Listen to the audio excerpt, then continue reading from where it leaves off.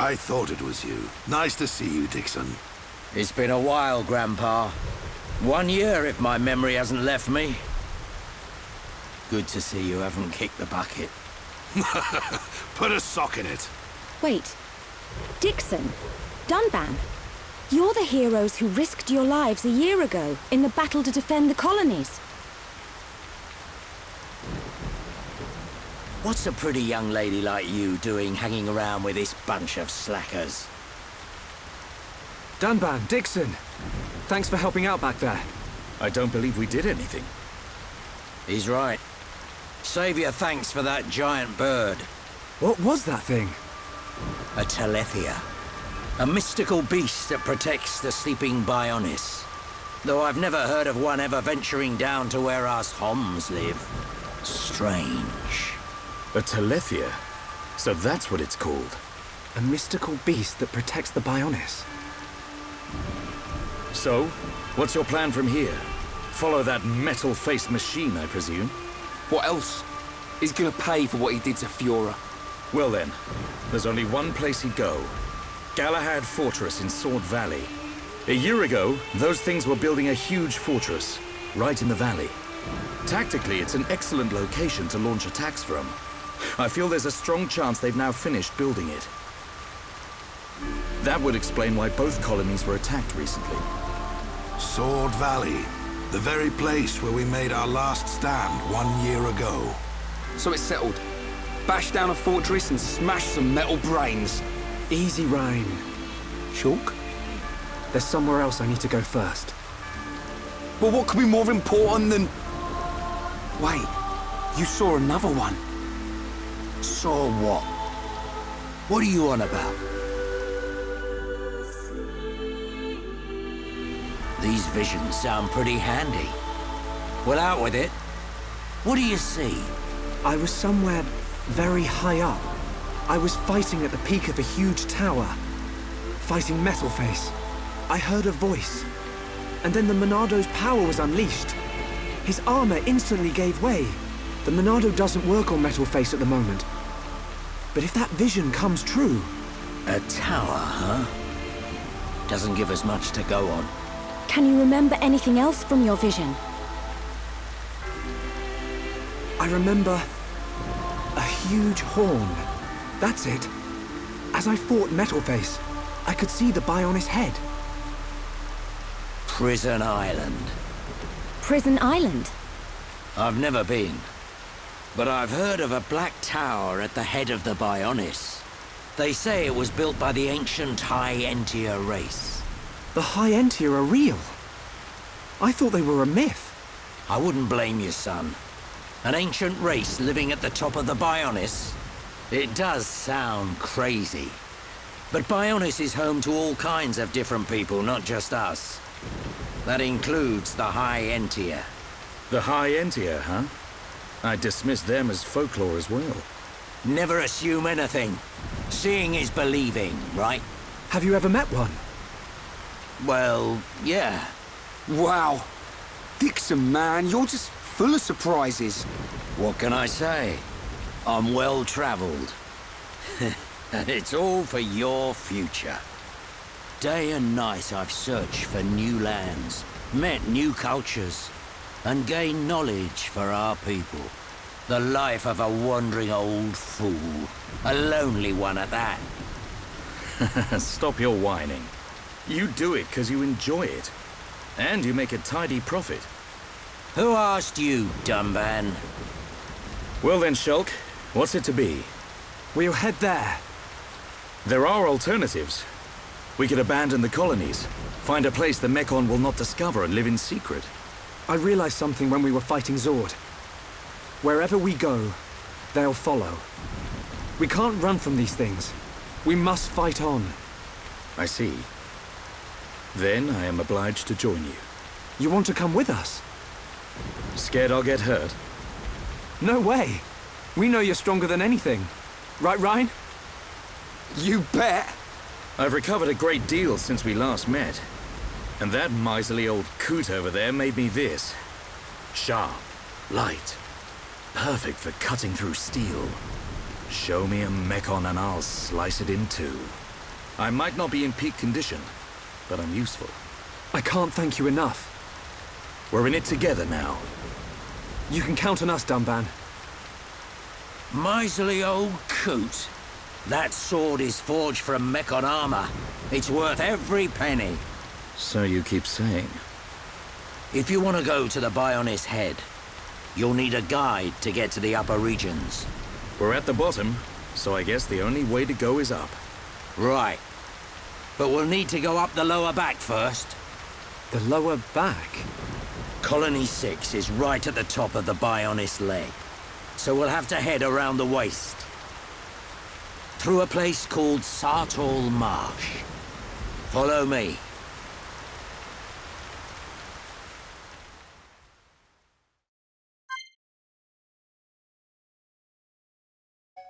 So yeah, we got Dunban, and we're gonna play as him for a little while.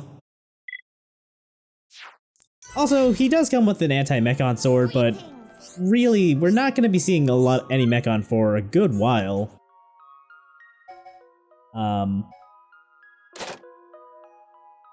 Classic Dixon, he gives you a weapon that is completely useless right out of the gate. Yeah, I don't even think it has any gem slots, so... But it can slice a Mechon in two. Please to come back soon. Alrighty. I thought that said craptacular for a second there. Time to rumble. Alright. So yeah, I do want to say that it's really damn cool that Dunban has, the highest attack in the game, despite the fact that he's only using his left arm, which, you know, not his dominant arm. Something unleashing my true power. It's literally the Monado, he used it so much, like, his right arm is completely fucking paralyzed now at this point. Yeah, pretty much. I don't get what the big deal is. Everybody says, like, somebody goes blind, their other senses are heightened. Well, I mean, Dunban can't use his right arm, so he's better with his left. Okay, so some things to note about Dunban. He's the first party member that can do the Daze Topple chain by himself. And a lot of his arts get special bonuses if you use them after his Gale Slash art. For example, if you use Gale Slash and then go to Electric Gutbuster, that inflicts Break. And then Dunban can just immediately use Steel Strike to topple. He also comes with 3 auras, and in this footage you see me using all 3, but that's actually kind of a waste of time, and because only one can be active at once, and I didn't realize that for a while.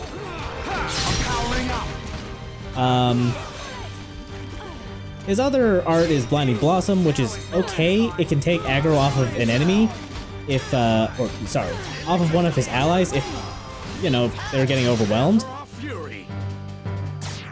And, I mean, but yeah. Dunban's a tank though, so really he should be having aggro all the time anyway. Yeah. Like, if they're not trying to attack him, you're probably playing him wrong. Either that, or you have Ryan in the party, and he's doing a really good job of also drawing aggro. Yeah, and I was gonna say, like, and on top of all this, Dunban is only the 3rd most broken character in this game. We have yet to meet 1 and 2. They're coming up, so... Yeah, but how does Dunban look in sportswear? Timing is everything. Remember that. I will say Dunban is definitely the best tank. At least, in my opinion, anyway. I'm not... Ryan's okay. But why worry about taking damage when you can just not get hit in the first place? Yeah, that's pretty much Dunban's motto. Just fucking avoid all damage.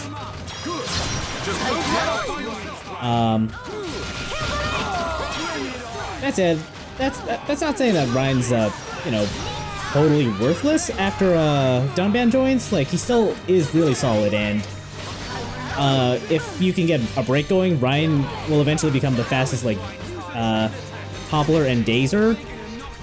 I don't think that's a word, but whatever. In fact, Ryan can actually topple lock enemies by himself once you get his arts leveled up enough, which it's kind of impressive to see, I'm not gonna lie. Like, it takes fucking forever, but you could have Ryan solo a super boss at level 1. We are at one with the battlefield! Eat this! We move at the same time as... Oh, one other thing I forgot to mention. Out of Dunban's auras, his most important one is Peerless, which grants a strength buff to the party. I think all of his other auras are just self-buffs, but the strength buff to the party is really good to have.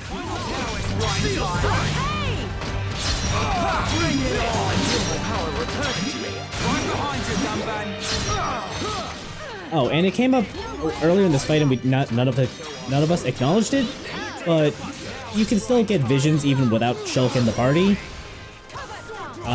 No one really says anything. It's just you get the vision, and all the normal vision stuff happens.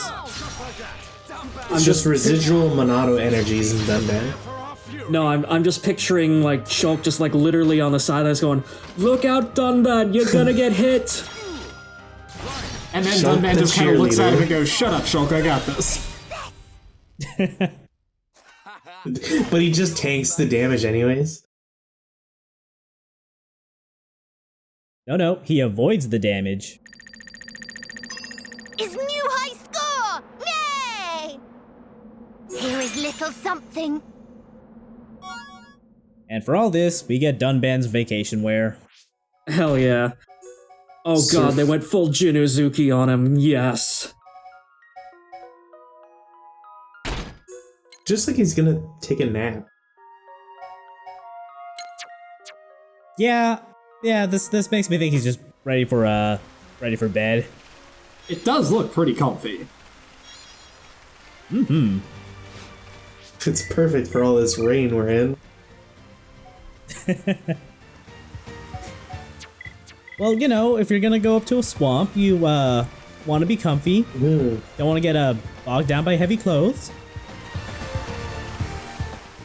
That's why we're bringing Ryan, of course. Oh yeah, totally. Ryan could sink into solid ground, are you kidding me?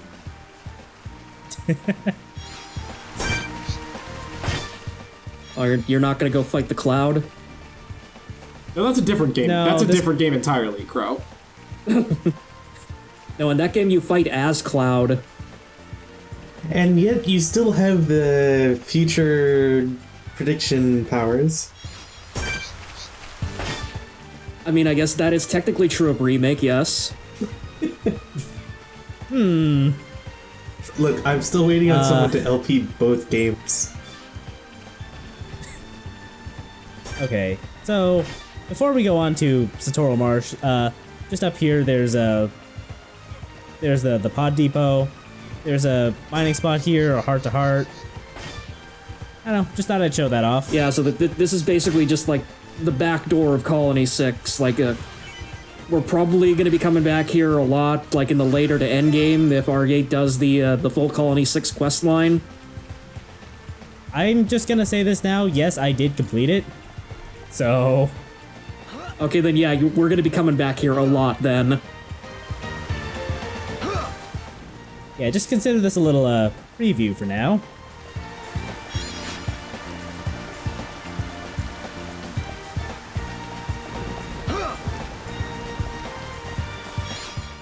And besides, this is probably going to be the last time we're going to hear Gower Plains for a little while.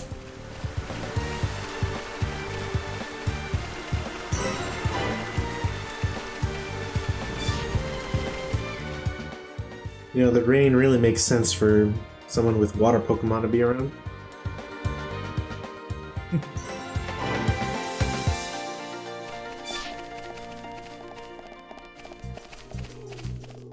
Alright, so Satorl Marsh doesn't look like a whole lot in the daytime, but if we're ever here at night... Oh, you're just jumping right into it, huh?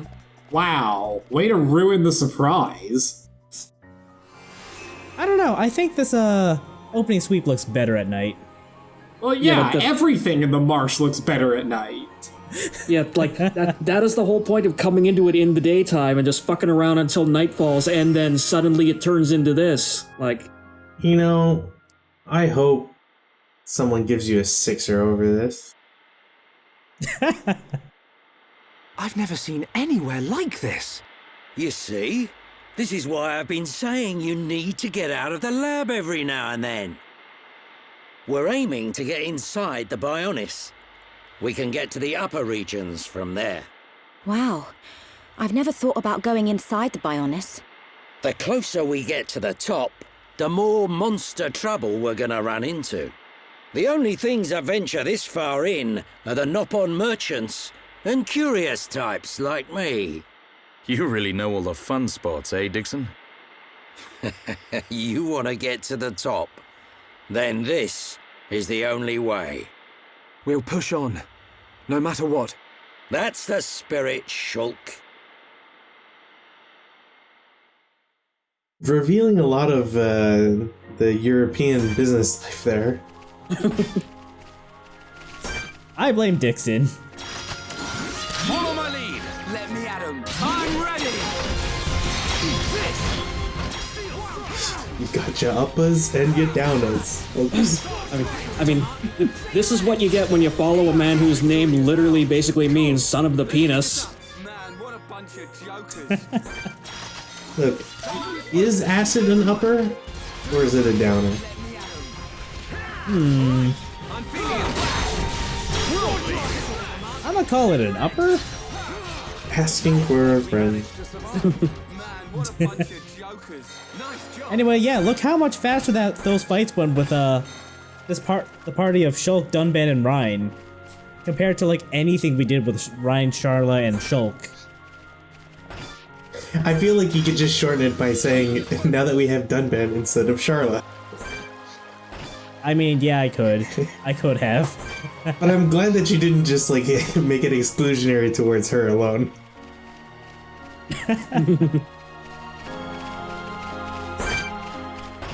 Oh, come on. Be careful wandering around. There's a bunch of level 80 monsters. Come on, you're not gonna fight that? It's not gonna end very well. First chaos makes the trees bright so he can look at them. Then he looks at the ground to avoid fights. Everyone, look. It's a group of Nopon.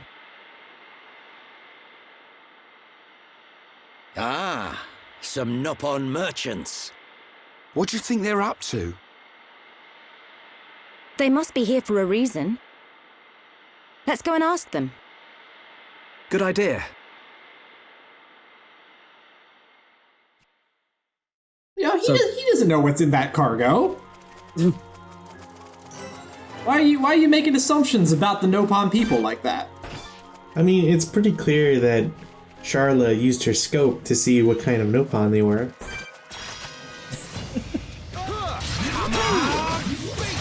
I mean, we are also traveling with Juju and Atharan, so maybe they have some insight into this as well. The time is now. With you around, there ain't no stopping us. Also, correct me if I'm wrong. I think this is like actually our first plot-based. Oh, I love that. Basically, the battle banter of like both Shulk and Ryan looking up to Dunban to the point where he can order them around and they say yes, sir. It's a nice touch. But anyways, as I was saying, I think this is our first real kind of like plot-based introduction to the Nopon. Like we've kind of had some like gameplay-based ones here and there, but like this is the first time they really kind of show up in the story. Yeah, I think you're right. Like there's a couple you can see around Colony 9. I believe there's like one in, maybe two in the Colony 6 refugee camp. And then there's that one merchant like at the base of Colony 9. But yeah, this is the first time they've explicitly called any of them out. Ah, I see you are showing off Dunban's gimmick.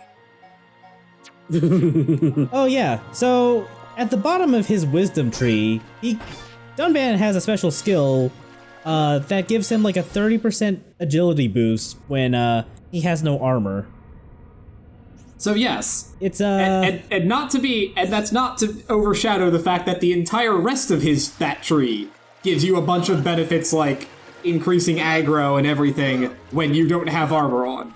So yes, the optimal play is to strip Dunban naked and just dodge everything.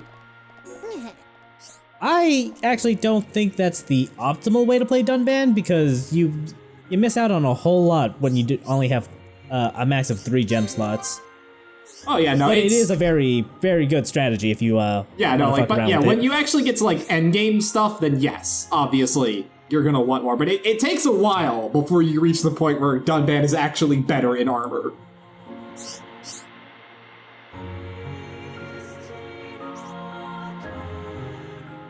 Sounds like this Noppon's friend got taken away by a bunch of Ignis. So what do you say we go help them out at some point?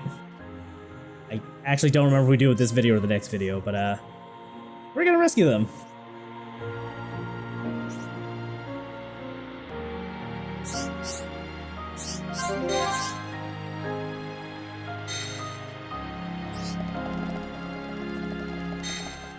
So yeah, the Noppon camp here is basically just a place to get a bunch of side quests. And do a little shopping if you'd like. In particular, grab a couple of arts manuals for Dunban.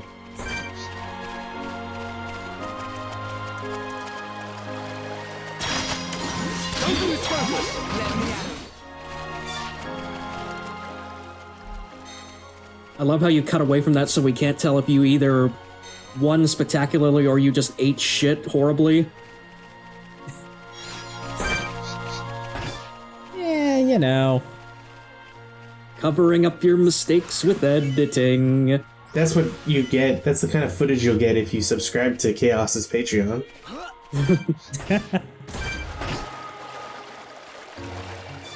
Yeah, I demand to see the full raw, uncut footage of him eating shit from a giant frog. All 26 hours. Please, I'm trying to spare the Brog its dignity. You say that as if it had any.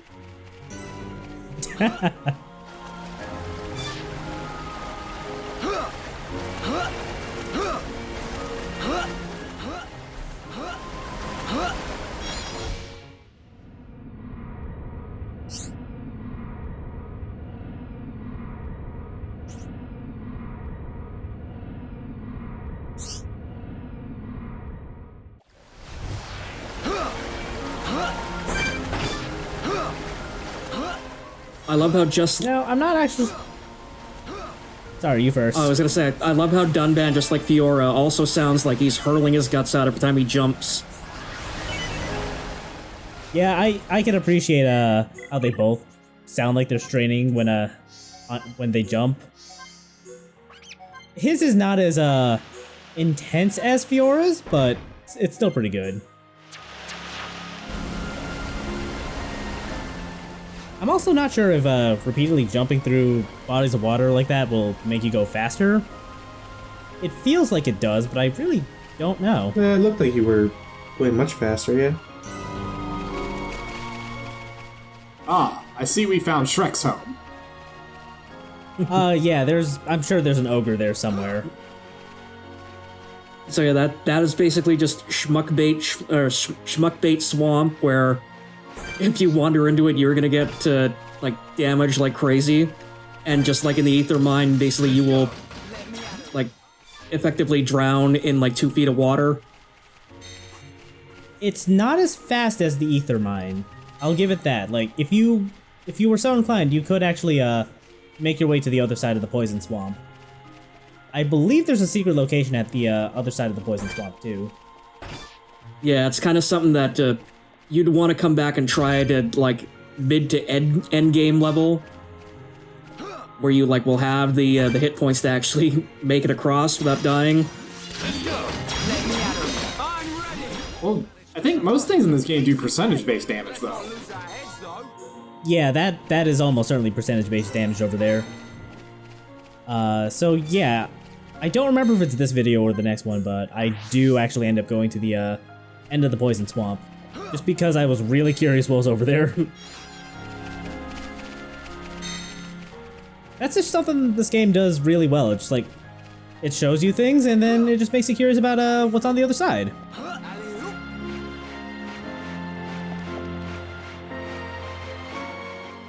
Also, here's a preview of the next 2 hours of gameplay, by the way.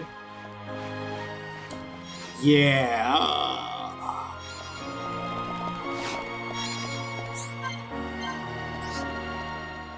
This is just like Turok.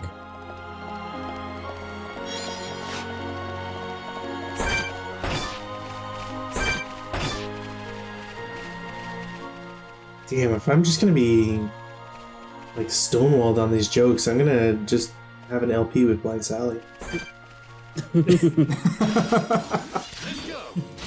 Blind Sally already did Turok, though. He must do it again. Oh no, now he's gonna do Turok 2. I thought he did Turok 2. Maybe, I can't... Clearly he didn't. I don't think so. He needs to do the Turok remake or whatever. He did do the Turok remake. No. There's one like on the GameCube or whatever. Oh.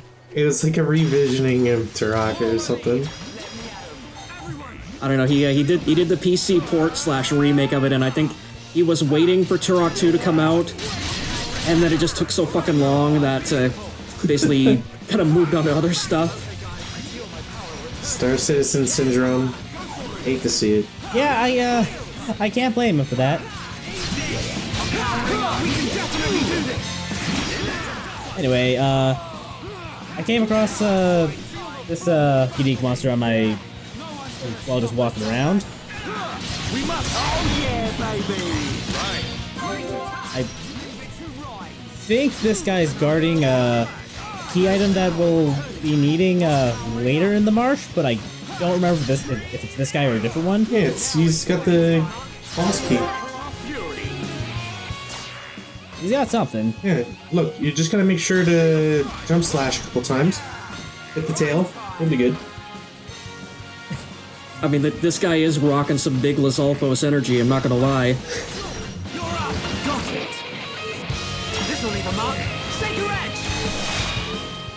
In this universe, it's 3 versus 1 in your favor.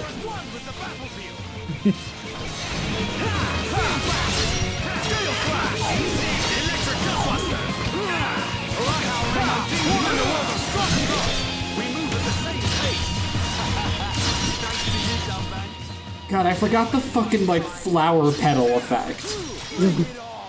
Well, the move is called Blossom Dance.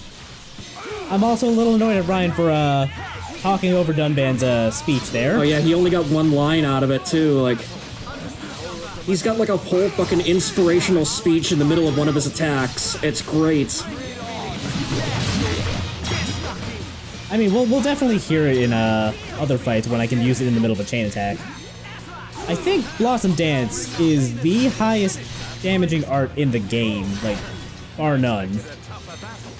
Which I am definitely going to show off to great effect much later in the LP.